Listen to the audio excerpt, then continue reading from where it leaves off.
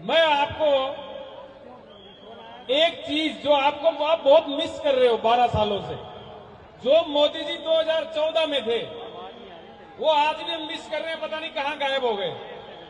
आज ये प्रोटेस्ट चल रहा होता और वो मोदी जी यहां पे होते 2014 वाले, तो क्या कहते? भाइयों बहनों, मेरे देश के युवा, भारत का भविष्य, मेरे भारत मां के लाल, इस प्रकार से जंतर मंतर पर प्रोटेस्ट करते देखता हूं तो मुझे पीड़ा होती है।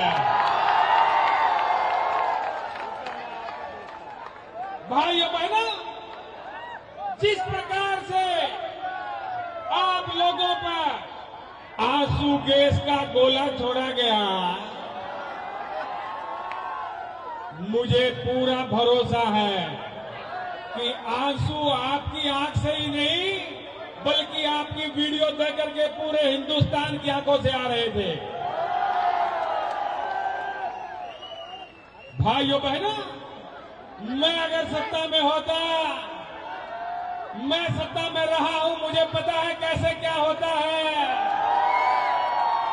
मैं अगर सत्ता में होता तो ये युवाओं को यहां से बिखरने बगड़ने नहीं देता, ये युवाओं को रोने नहीं देता, ये बेरोजगारों को यहां पर घूमने नहीं देता। और इसलिए जब मेरी सरकार बनेगी, और अब बन गई है, बनी हुई है, अब बनी हुई में मोदी जी मेरे सपने में आ जाते हैं। रात को ही मोदी जी सपने में आ गए। मैंने पूछ लिया, मैंने कहा मोदी जी ये पेपर लीक हो रहा है, ये सब कुछ हो रहा है, ये क्या हो रहा है? और आपने कहा था शुरुआत में 15 लाख का, तो मोदी जी बोले, भाइयों बहनों, मैंने कहा था जब मैं पीएम बनूंगा तो सबके खाते में 15-15 लाख रुपए आएंगे। और अब मुझे जरा बताइए, अगर एक आध पेपर लीक होने से अगर किसी के खाते में 15-15 लाख रुपए आते हैं तो इसमें घाटा है क्या?